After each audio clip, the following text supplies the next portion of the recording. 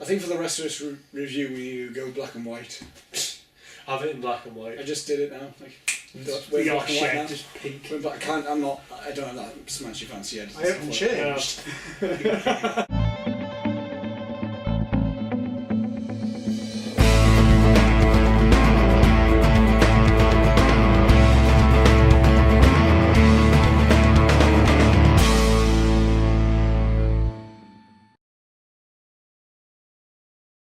Hello everybody, I am Oscar. I'm James. I'm Gary. And we are reviewing Sin City, A Dame to Kill For. Literally just came back. Just got back.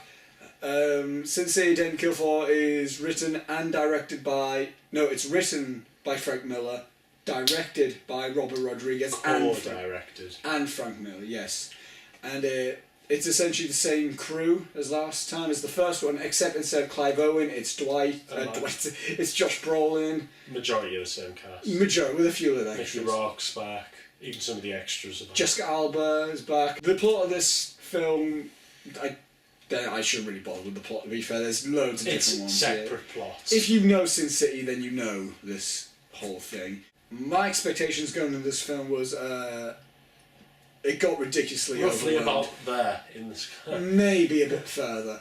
Yeah, this was my most anticipated film for 2014. At first it was 2013, and it got pushed back for filming reasons, I think, and I had to hold my excitement off for this year. So I was very excited for this film. What were your expectations going into this film? I was like... When the first one came out, I didn't know about Sin City. Yeah. So as that, I read them. So I read every story, and then that got me a bit hyped. I wasn't too hyped. What were your thoughts on the first one? First one's one of my favourite films. I really liked it. Yeah. It's not one of my favourite films, but I really liked it. Yeah, it's in like 10, 20. And I was kind of hyped, but not like, if it was disappointing, I wouldn't have been that disappointed. Yeah. Gary, what were your opinions on the first film, and what were your expectations going into this film? First film was fantastic. I really enjoyed the first Sin City. I'd never seen a film in that sort of way before. As in colour and black and white story as well, different stories. I wasn't that pumped for the second one. I was Sin City 2. Give it a go. Yeah. I liked Sin City 2. Right, yeah. Oh, you like Sin City 2? I liked it, yeah. Going into this week, like, as the more reviewing screenings started coming out, I was hearing not great things about it. Not like the hype that you're expecting. Not the praise. I wasn't hearing much, but then again, people were saying, if you like this one, if you like the first one, then you like the second one. I would say that I was just happy that there was another Sin City. Yeah. I was happy with this film. Satisfied. I was happy. I wasn't blown out of the water. I wasn't... Just... It was good. Do I prefer than the first one? No. It might change with on-repeat viewings, maybe. Should we get a few negatives out the way with then talk about positives? First, without spoilers. I did like it, but I did have some issues with it. Some parts of the film just seemed like, why is that there? Yeah. A few of my main problem with the film was the chronological, it was very, almost just kind of frustrating the way that you have to mentally put together where things happen from the first one. Because this isn't a full-on sequel, this is a prequel with some sequel bits, it's all over the place. And it's not like Pulp Fiction where it's one contained story. Yes. This involves the first one. Because there was some bits where I didn't really focus too much on the story, because I was thinking to myself, where does this actually go? Because you start thinking to yourself, well, Manute doesn't have his gold eye this bit, so this must be before the first Sin City. But now he has it, but this must be certain. Especially the last one, which it seems to clash. I don't know, I'd have to watch the first one again. But it seems to clash with the chronological order. It does. Gary, negatives in the film? Probably the same.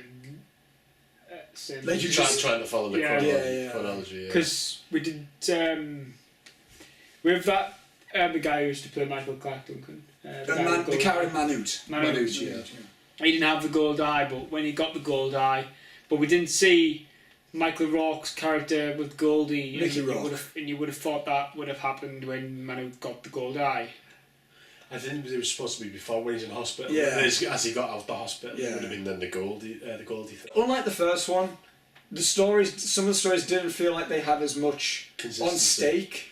Because, I mean, you have, like, the Big Fat Kill one, which had Dwight in the first one, which is like, oh my god, we killed a cop. The original Marv one, where he's out for redemption after this, like, and he's being framed for this murder. So that's, and then you got like the Hardican one. A lot more crime oriented. Yeah, you got the Hardican one, which is trying to protect Nancy.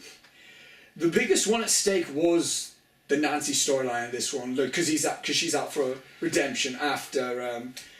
After eventually. Yeah. But even that kind of doesn't really make sense, because, I mean, he didn't get killed. It's it just kind of moots the entire first one. It's like, he killed himself to save Nancy.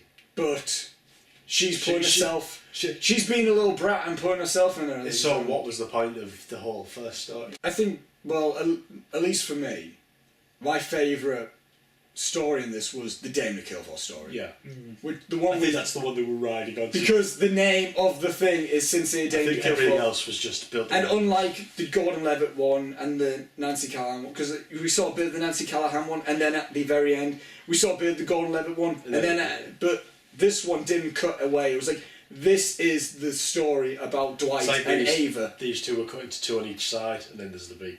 Yeah, that's the one. And I think, if you're riding on that one story to be your main thing of the film... Have it the ending. It was... No, I'm just saying it was a good... I'm glad that's the one that they focused on. I'm glad... I wish that had been the ending, though.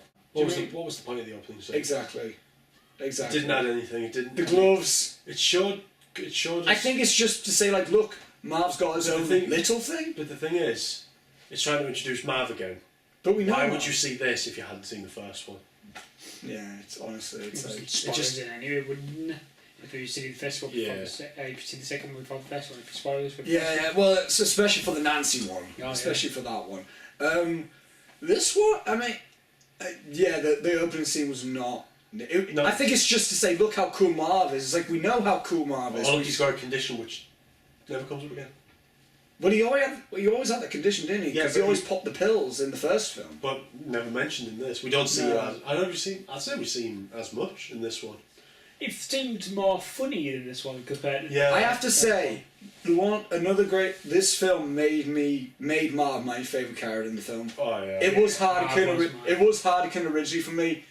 Marv is my favourite character in the Sin City world now. Mickey Rourke just pulls him off. He owns the Marv character. And with that, let's go on to positives. The film looks gorgeous. There aren't any. The film looks gorgeous. Oh, it does. All the scenes when Ava is in, like, when she's bathing and it's like when she's swimming. It's all done as a goddess style thing. Do you know what it kind of reminded? Yeah, it was a very goddess. It kind of reminded me of like a perfume advert. It's like in that sense, but it wasn't like forced. It was like, look at it. It reminded me of like American Beauty, where she's the roses. Were you happy with how Josh Brolin was as Dwight? Yes. Yeah, because that was my main. There was like, the recast him. I remember telling you before. I was like, Clive Owen's not coming back. It's Josh Brolin as Dwight, and then you're like, because what? Obviously I'd read it, so I knew there was going to be recast. But I thought Josh Brolin, really. But yeah, I was pleasantly surprised. I thought that was the most well written side of things. Like the twist, which we won't say. I like that we got a bit. That was a legitimately big. I was like, oh wow. I like how we got a bigger expansion on there, Mallet as well. Like, we didn't even know his name in the first one. Who? Mallet. The Michael Clark Duncan's character. Manute, how he was expanded and we didn't even hear his name in the first one. I liked how even his character was expanded. And considering, Michael Clark, it was being a challenge. That's the thing. But that's the thing. The recasting. I thought it went well. I was kind of the main thing I was being skeptical about was whether or not if Jamie Chung, I think it's Jamie Chung, would she pull off as young Miho? And I was like, yeah. There was like no difference. Exactly, it was like you could tell it was a different actress. That's it. Yeah. She had no lines. Yeah, exactly. But I was like, she can pull off Miho. She did the when she it was like she dare I say she was a bit more actually better in this film. Because, I mean, in the first film, we hear, like, oh, she's a deadly woman. And then in this one, we see that she's a deadly woman. But yeah, I just think that overall A Day to Kill For story was brilliant. What was the actor's name who replaced Michael Clark? I don't know. Because he was really good. He was good, yeah. He was really good. Eva Green was better than I thought she would have been. She actually acted. She wasn't just like, I'm pretty. Even that Mort, the police. Yeah. I thought you Stanley Tucci, but it wasn't. But I liked that when they were in the car, they had the glazed over glasses, a bit like Kevin. Again, stylised. The style of this film was brilliant, gorgeous. Same type of deal as this one. I mean, when you see Ava with the red lipstick and the green eyes, it's like... And the green comes back, like in the first film. Yeah, like Marv when he gets annoyed. When Black's telling him and his eyes go red. Yeah. What were your thoughts on the Day to Kill For story? That story is probably the best. The best story in the whole film. Yeah, but you had a bit of thinking in your. Yeah. Yeah. The Johnny story. Yeah, I just thought it was good. I was expecting Joseph Gordon-Levitt to have a bigger role in this movie. I kind of thought he had as big of a role as I thought he would have done in it. I thought it would have been like. Because I kind of assumed if you're going to call the film A Day to Kill For, it's going to be focused on that. And I kind of guessed it was going to be the Dwight and Eva Green. I didn't like Joseph Gordon-Levitt's story. I was just... He seemed like just a cool guy, you know what I mean? Too cocky. Yeah, he was like a cool... And he wasn't... It was just a cool little story. He wasn't like a gangster and he didn't know how to use... He didn't clash with anyone else. He never pulled a gun out, did he? No, he was just a gambler. He was just a cool guy. Powers Booth as Raw. He got a lot more. And deservedly so. He was the overall villain in the film. He was really good in the film. He was underused in the first one. Well, I'm just glad that they used him because he was really good as playing the villain. Yeah, he was a dick. You kind of saw a bit of his son in him. Yeah, the Johnny story was it was a good story. And was there another one? Oh yeah, the Jessica Alba one, the Nancy one. Honestly, didn't care too much for that one. And I'm surprised because this is the only technical follow up to the like. I mean, the Johnny one goes. No, it doesn't. It comes before all that. Yeah, this is technically the only one that follows up. And honestly, it wasn't the best. It was kind of disappointing. That was the biggest disappointment of the film. Was the how kind of lackluster the Nancy Callahan story was. Because it was like, I'm brooding, I'm dark. Leave that for like the third film and make that the main focus. No, but that's what I'm saying. Like, it felt like they rushed it too much. Like with that story, it's like with that one story, that's the one big connection you have to the first film. That one needs to be expanded. Either make the film much longer or wait for that one. It's the only story set after the first film. What are your thoughts on the Nancy Callahan story? It's alright. You just thought it was alright, yeah, just... I wish they would have expanded a bit more from the first one. Yeah. She seemed so dark and gritty in this one. I can kind of understand it, but it's like it kind of went from one extreme to the other. She was like this nice little innocent skin, and now she's like, I hate it. It's like, at least lighten up a little bit. You're Nancy Callahan. I can understand this, but just have some sort of enjoyment in life. There's a scene when Jessica Alba is watching telly, and she's talking. She was very good in that. Yeah. That was the one moment which I was like, that's what we're going to say. That's what we're going to say. Yeah. Bruce Willis. Should we talk about it now or should we wait? One word about... Okay, that's one phrase about Bruce Willis. What was your one phrase thought about Bruce Willis in this film? Why? One phrase thought about Bruce Willis in this film. Look the same. My phrase is just... Bruce Willis. He was there. Harlequin's there. I did like he could see her, but she couldn't see him. But his dialogue was just like, I love you, Nancy. It was... You're beautiful, Nancy. Wasn't the whole thing in the first film like, I can't do this, Nancy, you're too young. It's like, now he's like, damn, I should have killed myself. You are fine! Do you want to have some dialogue? Or do you just want to spew things about Nancy. Because the whole point of the first film was like he killed himself because he was having feelings for which he couldn't have. Which he could. She was a kid, and that's the whole thing. And then he was like, the soundtrack. Soundtrack was really good. Was pretty good. Very noir. The one I love the track that was playing when Gordon-Levitt's character, when Johnny was introduced and he was flipping the coin, and it was very traditional noir. It was like boom boom. It was like he was stood on a hill flipping a coin next to a vintage car. I was thinking like, this is so film noir. This is awesome. It's the coin flip. Yeah, and it was just so cool. I mean, if I had to say one word for the film, it was cool. Like, it just had a cool feel. It was a lot more comic booky. Yeah. Like it was a lot more. There was a lot more substance. Yes. Like with where Old Town looked like a town. Yeah. It had the neon signs. Yeah. Cinematography.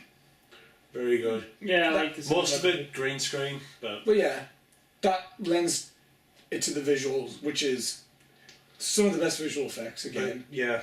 I always like the bar scenes because they're always there's loads. It's cool. It's like you get black and white and colour. It's like like with the girl that Joey meets. Johnny. Yeah. Oh yeah. Like where she's in full colour. Yeah. For some reason. What I did like, which could have been a hit or miss for the film, with the cameos, which we were getting in spoilers because I think it's nice not knowing them, but that could have been a hit or miss, and I liked it. All the cameos were great. There's one that I really didn't expect, and you know which one I'm talking about. I think I do. Overall, the tone of this film was just a cool tone. Yeah. This wasn't nothing mind-blowing, but... There wasn't nothing bad either. No, I like the film. I'm going to get on Blu-ray when it comes out, and I will watch it, and I'll probably end up liking it more, like, when I continue watching it. I mean, the film... It was a Sin City movie. It wasn't nothing less, and it wasn't nothing more. It wasn't trying to be anything else. Yeah. I don't think. And I think Robert Rodriguez and Frank Miller knew that. So overall thoughts on Sin City before we go on spoilers? I liked it, but it was nothing mind-blowing. Yeah. Gary, overall thoughts? I liked it. Not as good as the first one. Yeah, I just said my overall thoughts. Yeah. So now we're going to be talking spoilers about... Gary's dancing. Now we're talking about spoilers for Sin City, Dane Kilfor. So if you haven't seen this, leave, watch Sin City. Get out of here now. Come back. Eva Green, Ava turned out to be a blood-sucking, a leech. I thought it was a cool twist. I was suspecting something. Because when Dwight was like, no, not this time. And then, but it was a nice little twist. I was like, oh, she's a leech. It was pretty obvious, I thought, because like she's come to him out of the blue. Then she's like, my husband. Out of the blue. I wonder if that was intentional. I think so now. She showed up out of the... Yeah. Oh. Yeah, if not, that was a cool start. You heard it here first. Yeah. Then she comes out of the blue, and then she's suddenly taken away by, this massive black dude. You know, if you were Dwight, that's what you would have saw. Yeah. But then she says, and then he goes to the house, and he, her husband's none. Like he's like, what is this rubbish you're talking about? Yeah. It was cool that they showed the cop because it's like she can turn anyone like that. Even like no one else knew about his story. He was just a dude who she messed about with. Yeah, but it's like how she got a cop, and even he said, because it was the other dude who was like, "Come on, you gotta get this is Sin City," and then he was like, "I'm a married man guy, like dude," and then he was like, that was cool to show like how much power she just has. Without being, like, Manute. Yeah. Is Manute Terminator? I think... Because the way that they made him off that he's dead, well, we know he's not dead, because... At one point she said he's not human. Yeah, so, I guess, yeah. Well, we know he's not a Terminator because he has gooey bits in him. That was absolutely horrendous. At least we know how he got his gold out. I didn't expect them to show that. No, I didn't. I thought when he went like that, it would have cut there. Yeah. And then, no, you see him pull, and then he's I haven't had one of my hands on these for days. Marv was a funny character in this. And then you see Marv with his hat running with my... I looked at James and... Yeah. Just trying to keep his hat on. That's kind of a problem I had. Marv, for some reason, is everyone's bodyguard. In the one that's what I liked about the first film was like they each had just happened to be, and it just it's like it's cleverly. How can we include Marv in this story? It's cleverly interlinked. That's how I honestly felt, because Marv is everyone's favourite character near enough from the first one, and then they just were like, just go. Like we've got to think about them fitting in the story. That's why they kind of gave him this single story at the beginning. I felt was like, yeah, Marv, I'm a cool guy. Although I've got to say, Dwight and Marv, both pretty badass. Yeah, it's like when Dwight came up to him and was like, Marv, I need your help. At first I was like, really? This is becoming forced. And then when they hopped over the fence, it was like, yeah, this is cool. This is a cool team up. And it was, yeah, but it's like, would you choose Marv? If you were in the situation. Well, the fact that he thought someone else did it to Nancy when he saw the scars, he didn't even question it. He just said, "Give me a name." The Marv is a nice guy. Yeah. The main, he's just psycho. He's just. Yeah. The main issue I had was the ending. How abrupt it was? Not that. It's when Powers Booth, when Rob. When he saw Hartigan. Why did he see Hartigan? So does that mean that Hartigan's an actual ghost? Who can we see? Yeah, exactly. It's like, why did he see Hartigan? That's the one. It's like, it was cool that it was. It was cool that I thought it was like, is he going to see Marv? I was like, well, no. I mean, if you looked in the mirror and saw the yellow bastard, that would have been like if you saw if you saw him. Yeah, like that would have been a cool cameo. Yeah. And Nick Storage. Yeah. Yeah. But not Marv.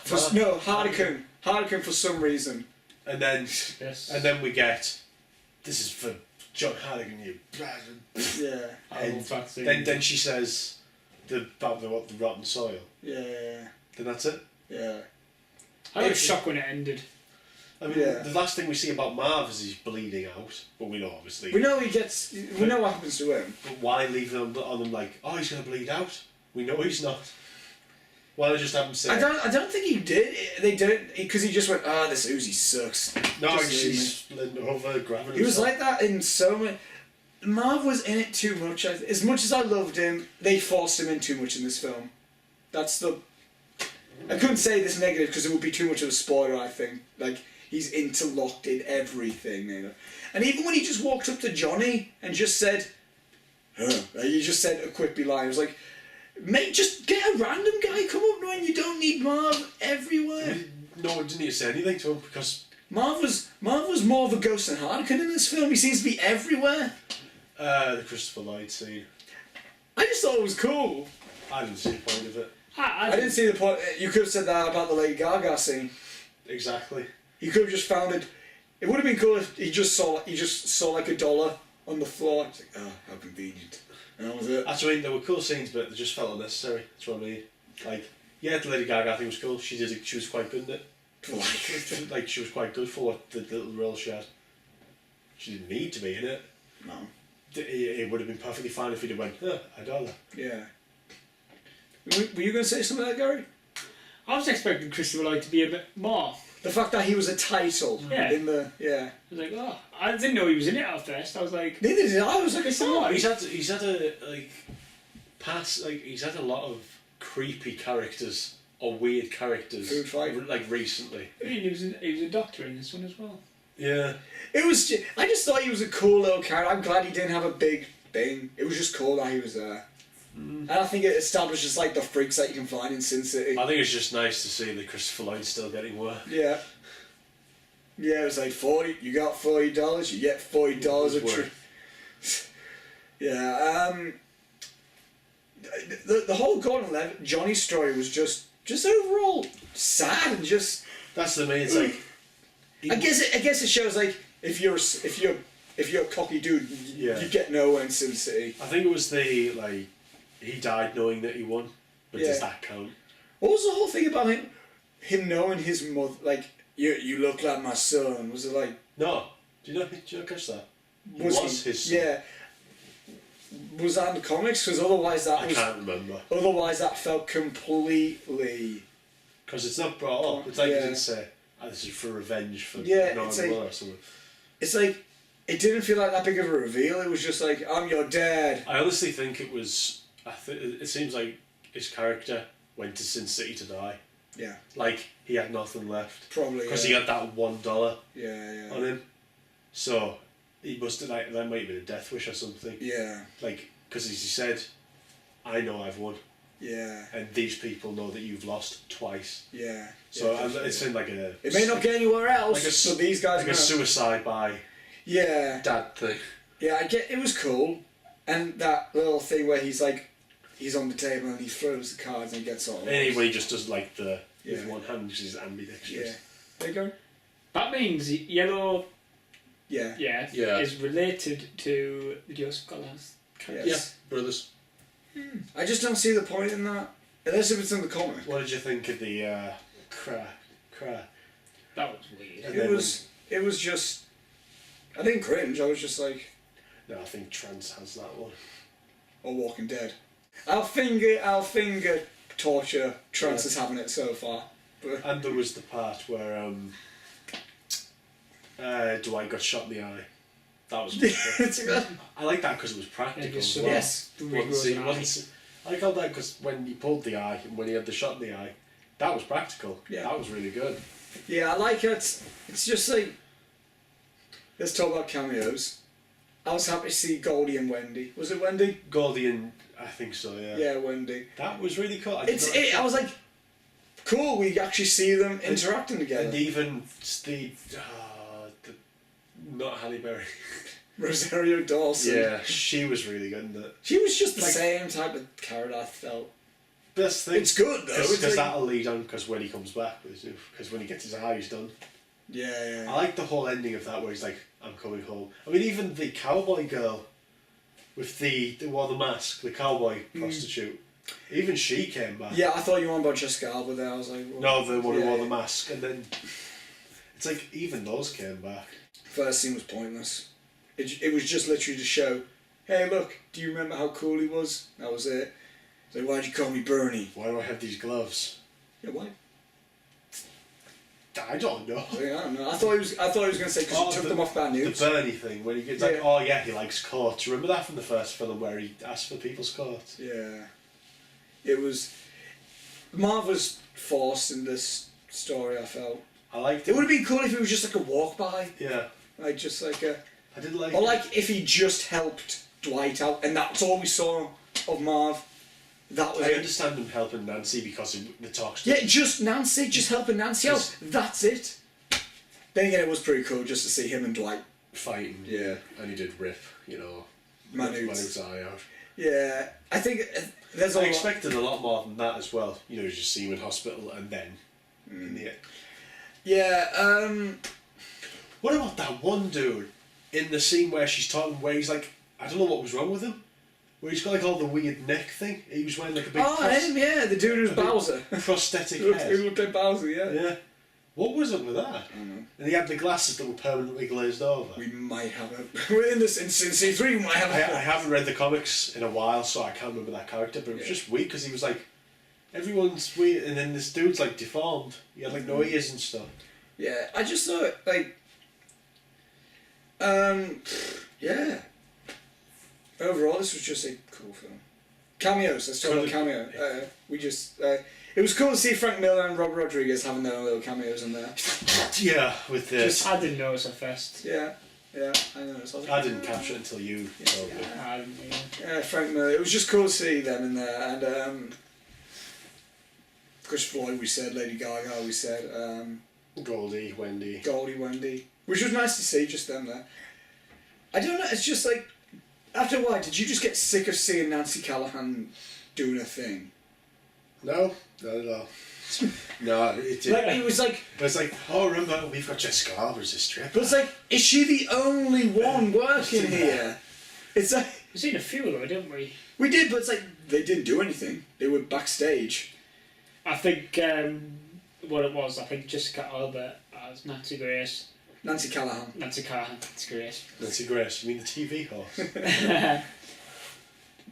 That was the strip club's main performance. Yeah, that was the thing in the first. It was like, hey, Nancy's just warming up, and that was like the big like main event. But there were other people there, and it was like, it's like they all conveniently walk in during her thing. Yeah. It's just, I think Marv is a bodyguard. He's just a friend, isn't he? Yeah, a good friend. I don't think there's anything else I think we can wrap it up there, In spoilers, it sounded like I was bagging on it even more, but it's like... You were. Honestly. No, you honestly, I liked the film.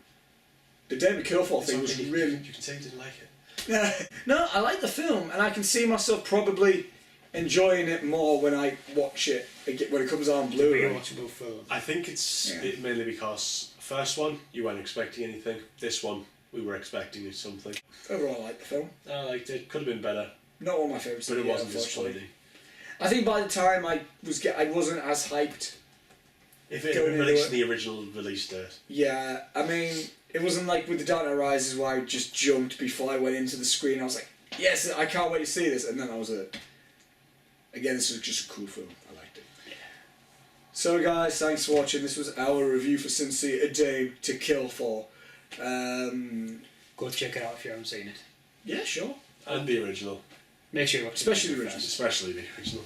Links are down below for Twitter and Facebook. And till next time, guys, we shall see you later, and bye.